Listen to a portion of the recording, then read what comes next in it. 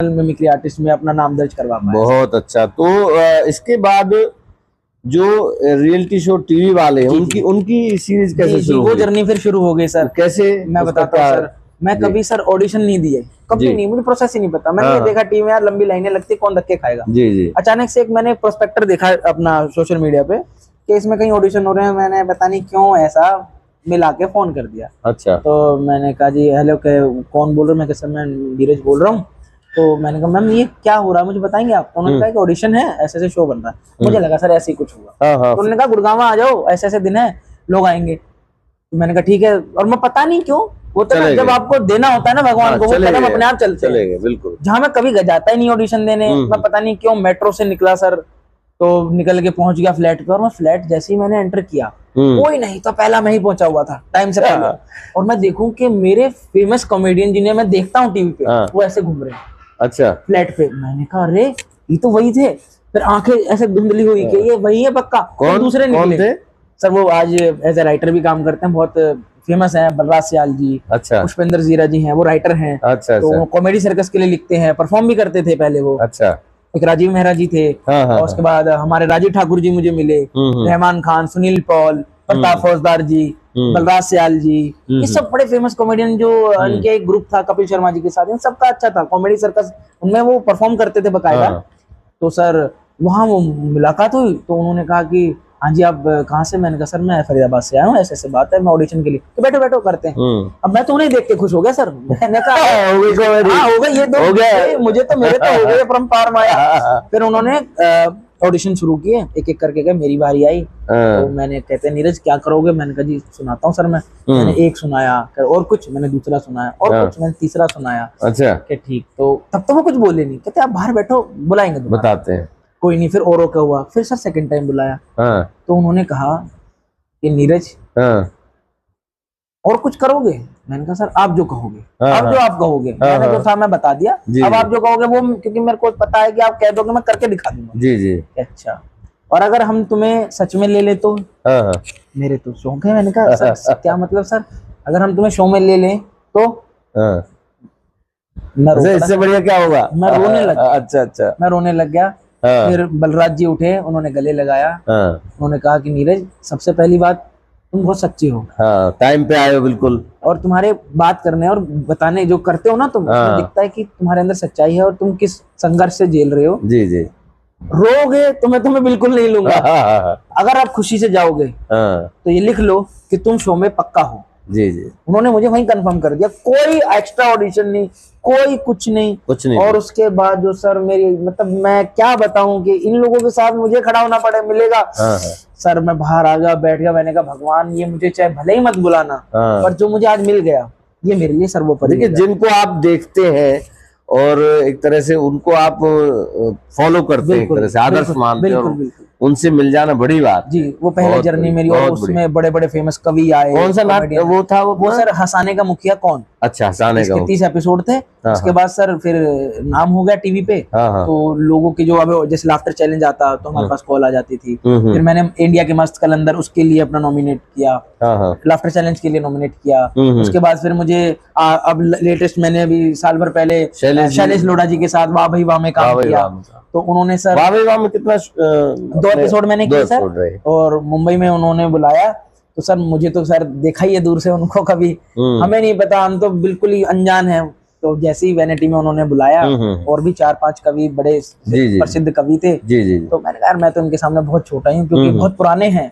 और टीवी पे मैं 1-2 बार, बड़े सहृदय व्यक्ति हैं। जी जी जी, बहुत सहृदय। जैसे ही देखा तो एक उनकी अच्छी आदत, अच्छी चीज क्या, सबको मिक्सअप करते हैं। और सर उनको पहले से पता होता है कि आपके बारे में पूरा रिसर्च है उनके पास। कमाल है। उन्होंने जब पहली बार शो कर रहे हैं तो जी बैठते ही वैनिटी में उन्होंने बोला, और कौशिक क्या हाल है? अरे यार सर मतलब आप नाम से बोल रहे हो और मेरे लिए क्या होगा। बस उन्होंने सुना। अच्छा। तो पहली बार तो उन्होंने सुना तो कहते हैं ये चुटकुला तो वो वाला है ना। है तो सही। तो कह रहे कुछ और सुनाओ। मैंने कहा ठीक है सर, मैं समझ गया कि क्या चाहते हैं। ये चाहते हैं कि अपना ओरिजिनल करके दिखाओ, ये तो दुनिया सुनी चुकी है। तो मैंने सर अपना जो मेरा इम्प्रोवाइजेशन का जो खेल होता है, मैंने वो क्या सुनाया थोड़ा। मतलब मैंने वो थोड़ा सा ना उसके लिए थोड़ा चाहिए मेरे को स्पेस था।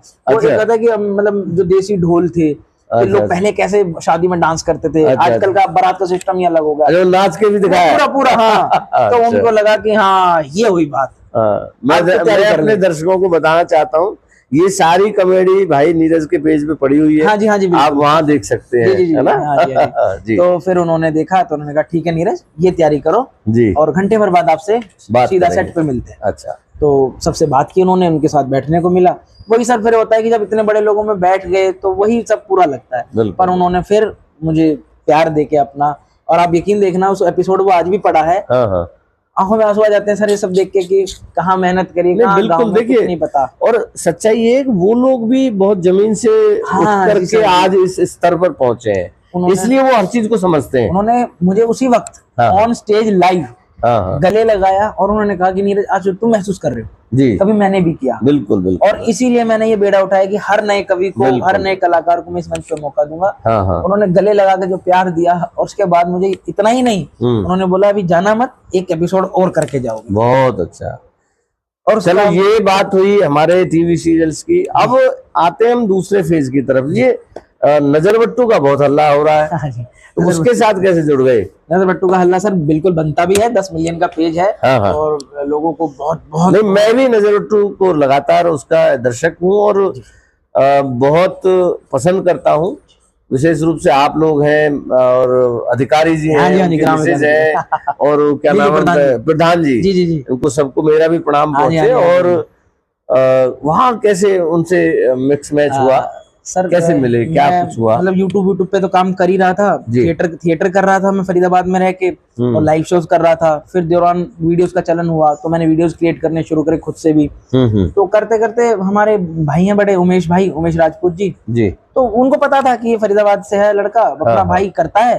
तो उन्होंने राइटर है शायद? हाँ जी राइटर है वो, एक्टर भी है राइटर भी है। Okay okay. तो पहले बॉम्बे करते थे राइटिंग, फिर उन्होंने नजरबट्टू ज्वाइन कर लिया, उनके ही मित्रों का था वो। तो फिर उन्होंने एक दिन मुझे 2019 में कोरोना काल था शायद, उस समय शायद मुझे याद नहीं मोटा मोटा। और सर मैं उस वक्त का दौर भी ऐसा था कि आप यकीन मानेंगे कि मैं कला क्षेत्र से तो ऐसा हार चुका था, और मुझे एक ऐसी जगह पे एक सुपरवाइजरी का काम करना पड़ रहा था और मैं रो रहा था, जहाँ मतलब विल नहीं थी। मैं अंबाला पहुंच गया सर धक्के खाता, क्यों घर का प्रेशर, पैसा होता है, बड़े बेटे में बड़ा हूँ सर घर में, वो प्रेशर और सब इतना हो गया हैवी कि क्या तो खत्म हो जाओ, कुछ करो। मैं थकार के सर जो जैसा धक्का देता चला गया, हारता खेलता अंबाला पहुंच गया सर। वहाँ 2 दिन मैंने एक कोई इवेंट सा था, प्रोडक्ट का कुछ होता था, वहाँ सुपरवाइजर बन के गया। और मैं सर जिस कमरे में रह रहा था वहाँ, जो मेरे को मिला हुआ था, मैं रोता था सर रात को। अच्छा नीरज क्या हो गया जिंदगी में? मैं भगवान को कहता था भगवान अगर कला दी है तो फिर हार क्यों, पर अंदर भरोसा भी था, पर रास्ता नहीं दिख रहा था, मैं रोता रहा। फिर उमेश भाई का फोन आता है कि नीरज कहाँ हो? मैं कहा भैया बताओ कि एक सीरीज लिख रहे हैं और एक करेक्टर है, तो हो सकता है हम तुम्हारे लिए वो रिकमेंड कर रहे हैं, अभी बात चल रही है, तो तुम करोगे? मैं कहा भैया ये पूछने वाली बात नहीं है, मैं तो फंसा ही कहाँ हूँ, देखो तो मैं जाना तो उधर ही है। मैं कहा लिखो और जैसा भी हो मुझे बताओ। क्या नीरज अगर कल ही आना हो तो? मैंने कहा कल, और मैंने जिसका काम उठा रखा वो क्या? तो मैंने कहा यार, मैं कहा भैया मुझे 5 मिनट दो। मैं कहा पक्का है मेरा काम? के पक्का है, कल आ जाओ फिर तुम कर लेते हैं। तो मैंने कहा ठीक है सर। तो मैंने फोन काटा और जिस भाई ने मुझे भेजा था, आप यकीन मानो मेरे अंदर अब ऐसे खुल गए रास्ते, एक तरफ मेरे सपने और एक तरफ जहाँ मैं मजबूरी में पड़ा, ये जो मैं मजबूरी में पड़ा। मैंने सर फोन मिलाया जिस भाई ने मुझे बुलाया, हालांकि वो भी मेरे कजन ब्रदर हैं जी। तो मैंने कहा यार जितेंद्र भाई ऐसे ऐसे बात होगी, मैं भाग रहा हूँ यहाँ से। कि यार ऐसे कैसे भाग सकता तू, मैं तेरी लड़का, कौन करेगा तेरा काम ये। मैंने कहा जो भी है, जिंदगी मौका दोबारा नहीं देगी, आज ये मौका अगर मेरे हाथ से गया तो मैं फंसा हुआ, सर्वाइव नहीं कर पाऊंगा, नहीं हो पाऊंगा, मैं खत्म हो जाऊंगा यार, मुझे करना ही यही है, तो मजबूरी में फंस गया मैं। तो यार कुछ तो करना ही भाई, ऐसा नहीं हो पाया। मैंने कहा मैं भाग जाऊंगा, मैं बता के जा रहा हूँ, ये बहुत बड़ी बात है, मैं यहाँ से भाग चुका हूँ, मैं भाग जाऊंगा यहाँ से। तो कहता यार कुछ तो कर। मैंने कहा ठीक है काम करता हूँ, मैं किसी लड़के को बोलता हूँ, वो मेरी जगह आके तेरे 3-4 दिन निकाल देगा, मैं यहाँ से जा रहा हूँ। ठीक है ऐसा कर।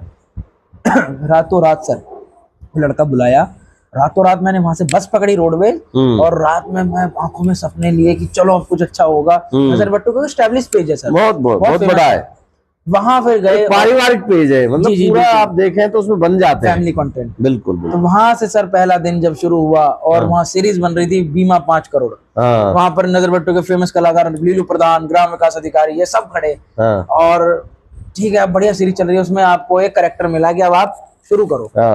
करा तो करते करते करते करते उनको फिर पसंद आया, सबके नजरों में प्यार बना, और उस दिन का दिन था सर कि वो पहली सीरीज से और आज तक, आज उस जहां मैं एक साइड एक्टर था, आज मैं नजरबट्टू का एक मुख्य कलाकार सामने, और ये सब आप मेहनत का जी है, और आप प्यार दिया। बिल्कुल, बिल्कुल, कहीं भी हम क्षेत्र में निकलते हैं, मैं इतना कहना चाहूंगा, ये बहुत बड़ी बात हम सबके लिए कि नजरबट्टू को इतना प्यार दिया जाता है हर एक आर्टिस्ट को, किसी भी शहर किसी भी क्षेत्र में चले जाए, हाँ, लोग पहचान लेते हैं एकदम से, ऐसे भीड़ से भागते हैं कि अरे आप यहाँ कैसे, तो वो जो प्यार मिलता है ना सर, यकीन मानो वो एक अलग चीज, वो लाखों से भी कम। बिल्कुल बिल्कुल। मुझे तनख्वाह लाखों भी मिल रही हो उसमें संतुष्टि नहीं है, लेकिन लाखों लेने के बाद अगर मुझे कोई प्यार नहीं करता, मुझे पहचान नहीं रहा, तो दिन में एक मटक रहती है कि यार ये क्या हुआ, और पैसा कम है लेकिन प्यार बेशुमार है, तो लगता है कि कुछ अच्छा कर रहे हो। बिल्कुल, लोग बड़े प्राउडली कहते हैं हम आपका कंटेंट बच्चों के साथ बैठ के, हाँ बिल्कुल, ये बड़ी बात है, खाना खाते वक्त बच्चों के साथ देखते हैं, क्योंकि कई बार ना कलाकारी के नाम पर ऐसी फुहरता भी हुई है,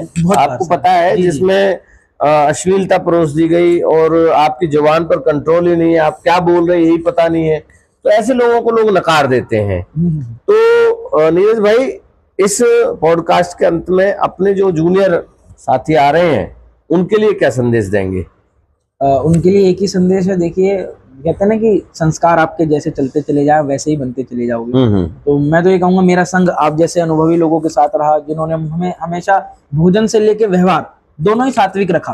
देखिए जैसे आप देखते भी हो, मैं हनुमान जी की माला धारण करता हूँ, मैं बड़े पूजा पाठी वाला आदमी हूँ और व्रत करता हूँ, बहुत अच्छी बात। तो इन्हीं की कृपा से आज जो भी है, मैं कहता हूँ जीवन के एक फेज पे मैं हार गया था, अगर किसी ने उंगली थामी तो रात को उन्होंने जो मुझे दर्शन देके जैसे भी कृपा करके मुझे जो उम्मीद एक आभास कराया, आत्मिक एहसास हुआ, हाँ नीरज तेरे लिए कुछ है रास्ता, तो तू हार में, और वो आज का दिन है, और उस दिन मैंने देखा था, उस हार से आज जीत में कब बदला मुझे भी नहीं पता। तो मैं लोगों से बस इतना ही कहना चाहता हूँ, देखिए गलत करके और गलत तरीके से लोगों को आप रिझा लोगे और पैसा भी कमा लोगे, लेकिन जो एक इज्जत जिसके पीछे आपके माँ बाप, आपके दादा दादी, आपके जो बड़े हैं जिनके पीछे जिंदगी गवा बैठे, वो कभी नहीं कमा पाओगे। देखिए कपड़े उतार के नाचना या फुहड़ता बोल के किसी को हंसा देना, ये बहुत आम बात है, और आजकल सर आप देखते हो गालियां तो ऐसे देते हैं लोग जैसे इतनी तो नमस्ते राम राम नहीं करते, फटाक से हर बात पे गालियां निकलती हैं, और लोगों को लगता है स्लैंग है कि अगर किसी को बोलोगे अरे तू पागल है, लोग नहीं हंसते, उसको कुछ दूसरे शब्द में बोलोगे तो अरे कितना फनी है यार। ये जो बेवकूफी है ना, इसको खत्म कर दो, क्योंकि समाज को देखो, कलाकार जो है वो समाज का एक तरह से आईना है। जैसे पत्रकारों का काम है सच्चाई दिखाना, ऐसे हमारा काम है अच्छा देखना और दिखाना। जी जी, हम अगर अश्लील करेंगे, गंदा करेंगे, तो हो सकता है कि आप पैसा भले कमा लो, लेकिन वो लोग जो गिने चुने लोग है ना, वही आपको देखेंगे और वही आपके फॉलोवर्स होंगे, आपका बच्चा नहीं देख पाएगा। कल को बच्चा बड़ा होकर कहेगा कि पापा आप ना ऐसे बोल रहे थे, मैं भी बोलूं क्या, फिर आपके पास जवाब नहीं होगा। आप मानते हैं सर, वो आपके पास जवाब नहीं होगा। तो इसीलिए मैं एक चीज समझता हूँ सर, फॉलोवर्स भले ही कम हो, पैसा भले ही कम मिले, अच्छा करूंगा, आज तक मन से कभी गंदा नहीं बोला, संस्कार जो भी मुझे दिए गए परमात्मा से, मेरे भगवान से, मेरे माता पिता से, अपनी संस्कृति को हमेशा बचाओ, क्योंकि जो हम, जैसे मैं हरियाणा का हूँ, तो हरियाणा की संस्कृति बहुत खूबसूरत है, और यकीन मानो भारत की संस्कृति इतनी खूबसूरत है कि किसी देश में है ही नहीं। जो कल्चर हमारे हैं उसको बचाओ दोस्तों। मेरे आइडल रहे राजू श्रीवास्तव जी, आज इस दुनिया में नहीं है, मुझे बड़ी गिलानी है कि मैं उनसे कभी मिल नहीं पाया, पर मुझे बहुत खुशी है कि ऐसे आदर्श थे जिन्होंने मंच पर कभी अभद्र नहीं बोला, एक साफ सुथरी स्टैंड अप कॉमेडी की, और उसी विधा का मैं एक कलाकार हूँ। कपिल शर्मा जी, जो आज दुनिया में नामी ग्रामी, करोड़ों लोगों के मतलब पागल है उनके पीछे, साफ सुथरी कॉमेडी करना। ओपन माइक्स में आजकल बहुत कुछ गड़बड़ हो गया है सर, लोग जेल जा रहे हैं, कॉमेडियंस क्यों जेल जा रहे हैं? आपकी बेवकूफियों की वजह से। कभी आप धर्म पे बोल बैठते हो, कभी आप गालियां देने लगते हो, तो मुझे नहीं लगता सर कि ये सब, कलाकार को इन चीजों से बचना चाहिए जितना हो सके। आप पैसा कम कमाओ पर अच्छा करो सर। तो मित्रों, आज के इस पॉडकास्ट को हम यही समाप्त करेंगे, और जाते जाते यही कहना चाहूंगा कि विचार मंथन पेज और विचार मंथन यूट्यूब चैनल का यही प्रयास है कि अपने सभी जो भी हमारे किसी भी क्षेत्र के महारथी हैं, उनको आपके समक्ष लाकर उनकी जर्नी, उनकी यात्रा आपको दिखा सकें, और अगर आपको हमारा प्रयास बेहतर लग रहा है तो आप फॉलो करें, यूट्यूब चैनल को सब्सक्राइब करें, बेल आइकॉन को बजाएं ताकि आपको नई नोटिफिकेशन मिल सके। और साथ साथ नीरज भाई का भी एक अपना पर्सनल चैनल है, उसको भी नीरज, उसका नाम क्या है अपना? आप मुझे अगर कहीं भी देखना चाहें तो नीरज कौशिक देसी कलाकार से सर्च कर सकते हैं। बाकी मेरा फेसबुक पेज और यूट्यूब देसी कलाकार कॉमेडी करके है, आपको नीरज कौशिक देसी कलाकार में सब मिल जाएगा। और नगर बट्टू पर तो आप देख ही रहे हैं। तो ईश्वर करे कि आपकी यात्रा आज छोटे प्लेटफॉर्म से और बड़े प्लेटफॉर्म तक जाए और हम फिर आपके साथ बैठे। और आप बहुत सहज भाव से यहाँ आए और आपने इतना प्रसन्नता पूर्वक ये पॉडकास्ट दिया, आपके लिए बहुत बहुत धन्यवाद, बहुत बहुत शुभकामनाएं। थैंक यू सर, और आप सभी को जय श्री राम।